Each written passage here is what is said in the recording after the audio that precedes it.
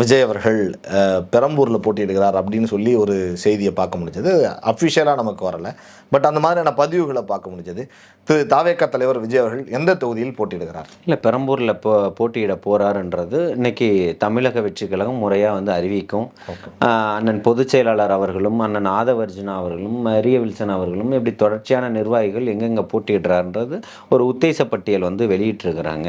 புரியுதுங்களா? அதில் வந்து அவர் அந்த பகுதியில் தான் நிற்கணுன்றதை வழிமொழிஞ்சிருக்கிறாங்க. அதற்கான வேலைகளும் போய்கிட்டு இருக்குது.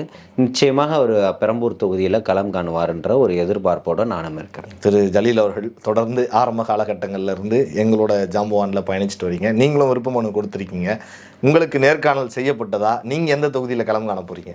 இல்லை, நம்ம வந்து ஒரு 2 தொகுதிகளுக்கு வந்து வேட்பு மனுக்கள் விருப்ப மனு கொடுத்துருக்குறோம்.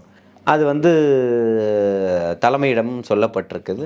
அது எந்த தொகுதின்றதை வந்து அந்த நம்ம கொடுத்த தொகுதியா இல்லை அது இல்லாமல் தலைமை முடிவு செய்யக்கூடிய கோடியிடக்கூடிய இடத்துல தலைவர் தளபதி அவர்களும் அண்ணன் பொதுச் செயலாளர் அவர்கள் சொல்லக்கூடிய இடத்துல களம் காண்பதற்கு நிச்சயமாக நான் தயாராக